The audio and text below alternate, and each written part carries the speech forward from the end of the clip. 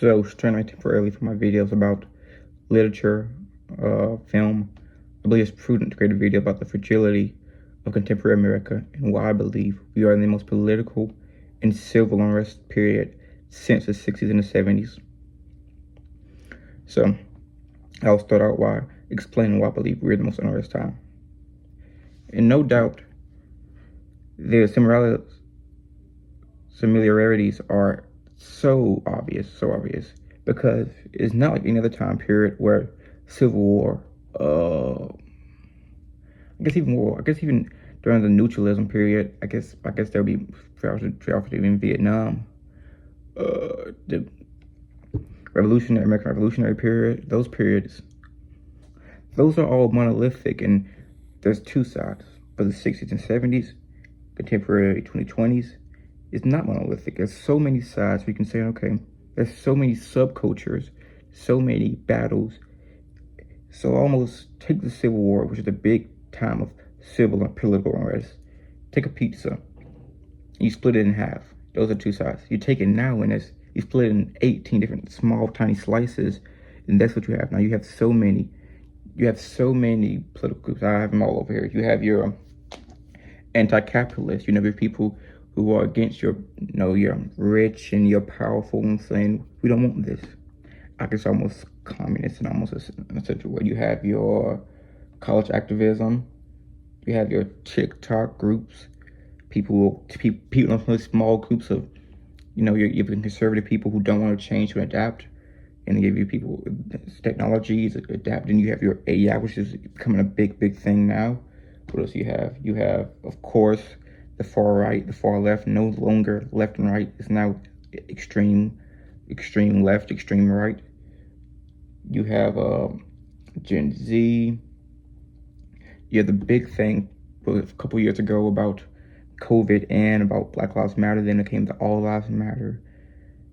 The anti-abortion act you had, and then you had the big thing about guns. School shootings were happening. The craze. I think maybe not a long time ago. Still's happening. School shootings became a very big craze about guns and all of these things. What else? Anti-immigration is, which I'm going to touch on later in the video. And then another big thing, which I forgot, LGBTQ, which has become a very big thing. Also, I think maybe 10, 15 things of all this protests and non-stop protests and riots. And I think the big issue of what's going on is people are so extreme in their beliefs, and people are so extreme. You go to a family dinner and you say, I'm a Democrat, and they act like you're crazy. There's no more civility with Americans, where you can have a issue, but you can argue it and say, okay, I think this, you think this, I don't agree, and that's fine. Now it's, you're wrong, let me tell you why you're wrong, and then I might use violent force. I might take this to an upper level. I mean, let's see the differences. You had during the 60s, of course, 60s, 70s, 68, you had the big year of, I think 2025 is similar to 68. You had MLK. Now listen, I'm not in no way comparing MLK to Charlie Kirk in any way. But you have two big activists for a certain part get murdered. RFK got murdered that same year, and President Trump was near getting murdered. Not near, but I mean it was an attempt on his life. You had what year was John Lennon murdered? I should know, but I'm not entirely sure what year John Lennon was murdered. Maybe it was in the 80s. I think it was in the 80s. Yeah, the 1980s, so not far, but still in the 80s. What was some prominent deaths during this? But those are the two that immediately come to mind, RFK and MLK.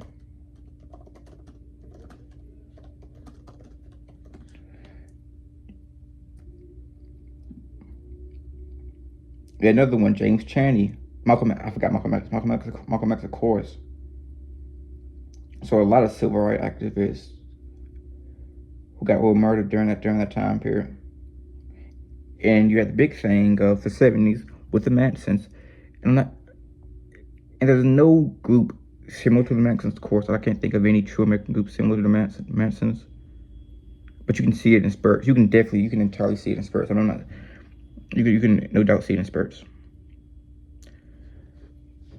And the issue with this what does this all stem from?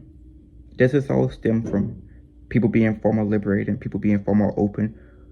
Look into the high school area, and you take the high school area from the 90s, let's go 90s, and it's far more, you would say it almost jocks. I'm saying jocks. That's the most used terminology for it. And you put popular group, and you nerds, that was it. Then you had maybe your emo group in a small niche, but now everyone's open with it, and there comes to issues with it. It's not people are more calm with it. But I think the young kids my age, 15 and high school ages, are far more open with these certain changes. But you take these changes, and people, I think the issues, if it was all open to people my age, you wouldn't have these same issues. But if you're conservatives, take a LGBTQ person and take the prominence that they are and drop it in the 60s, no, not 60s, drop it in the 40s, drop it in the 80s, 90s, where it still became higher, but still drop it in the 40s, and it's like turning heads, and it gets way more violent. So, and that's the framing of the outside world. Your conservative people, your people, they're still here. I think probably the last group is probably the Vietnam group, people around that from the 60s, 70s. There's a lot of still conservative groups. There's a lot of still conservative groups in it. So people are so keen on believing they're right. People are so keen on believing they're right and on dogmatism. They kind of say, this is right. My facts, I don't have any facts. And when you're so keen on having a certain belief or something, you believe that violence or that harsh nature is justified. For example, with religion, I'm not entirely sure on either side, right? So if I say how I feel and someone comes back at me with actual, good evidence, good justification, good reason, I will say, okay, I understand entirely. Because I'm not entirely sure. And even though I wasn't entirely sure, I don't believe that my opinions are right or more than anyone. I would compare it to, for instance, if someone enjoyed a movie, right? And you believe that movies are objective, and someone comes to you and says, oh, yeah, this movie sucks, you're gonna have a bigger issue. Now, if you're a violent person, you have a bigger issue. That's why things are happening now.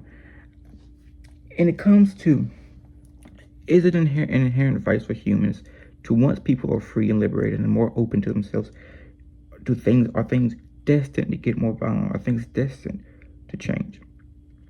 Why can't people are not civil now? People cannot have a good old argument and say, we argue, you feel something way, I feel something way, that's it. So it's a big thing, and people have to start looking at it this way, because towns aren't going to get any better. Towns aren't getting their fingers, and all of a sudden, no more protests. Protests have happened everywhere about all the time, but protests are not nearly as prominent as they were now in the 60s. But look at nationally wise, you had your big thing with the Venezuelan president being captured. You still have your Russia-Ukraine war, which is going on. You still have your Israel-Gaza war, which is going on. And people are so separated. Israel and Gaza and Russia-Ukraine is similar, no question at all, to the Vietnam War. And people back at home was so mixed. People at home back home, was so mixed. It's not even no middle ground. It's no, let's say why I disagree, and then let's talk about it. For instance, my phone's like falling. The big example of this is Charlie Kirk. And now, I'm not saying I agree or disagree with him, because that's not the point of it. The point is, you have a man who's saying in his opinions, and someone feels so keen on their opinions being right and justified that they have the justification to go and murder him. Not to go debate, not to go say, okay, I think you're wrong and here's why. Not to say, let's discuss it. No. he has a justification to go and murder him. And once that starts happening, once people start agreeing with it, I've seen a lot of people who agree with it and said, yeah, I think he should be killed. And then you get that now, it's like, oh man, what is going on? No, I've seen it. And I had no true, I guess, opinion on this policies or beliefs or whatever you thought. And I was just taking it back. I was like, oh man, that guy's murdered. I don't think I could think of any big murder during my time. Of course, George Floyd died, but I was, what, 9 years old? Not 9, I was like 10 years old when George Floyd died. But now, I'm at this age, I'm like, oh man, this guy's murdered. So my first thought was never even about his political beliefs. It was more about a man's murder. But a lot of people immediately brought up political beliefs. They thought of it. It's a horrible thing.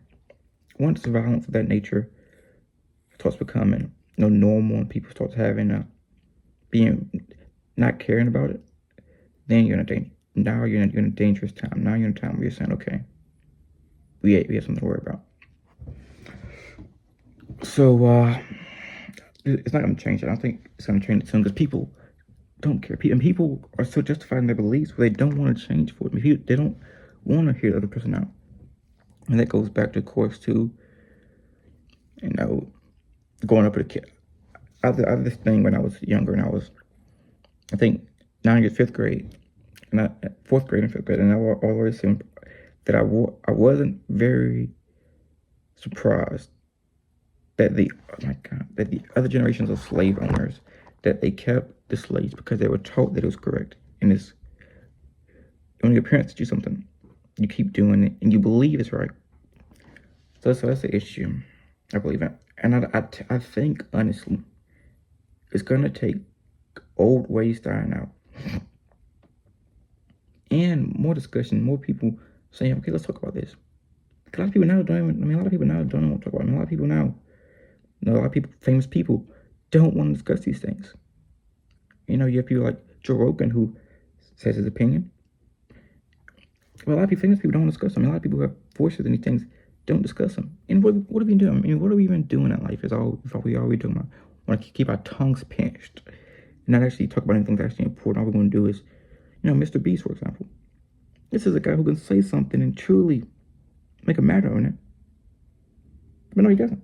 He's kind of supposed to keep his tongue pinched, and this appeasement could happen for so long before it truly becomes an issue. I'll be back.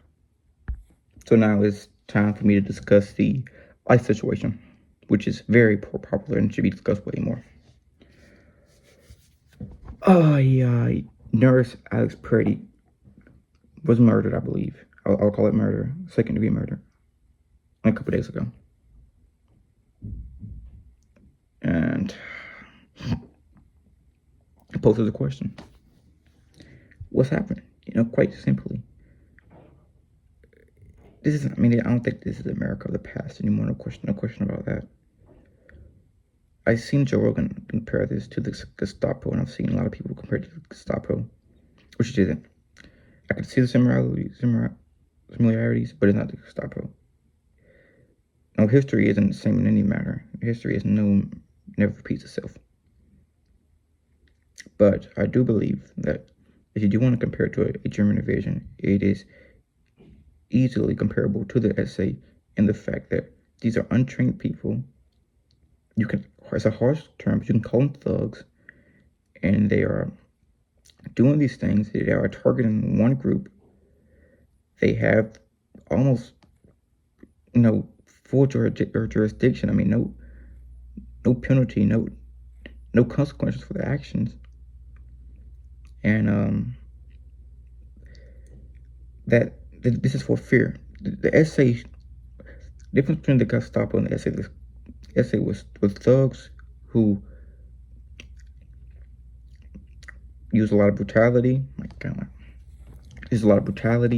And they were a group who targeted a single ethnicity, and they were a group who had almost full power. Had almost full power. They can do whatever they want to do. And the big thing is, why they are similar to ICE and not the Gestapo is that they were in the street. The Gestapo were in silent. The Gestapo were on the street beating people up. ICE is doing. I mean, ICE is doing. I mean, ICE is. You can find videos of ICE, kicking down doors, doing this, doing this.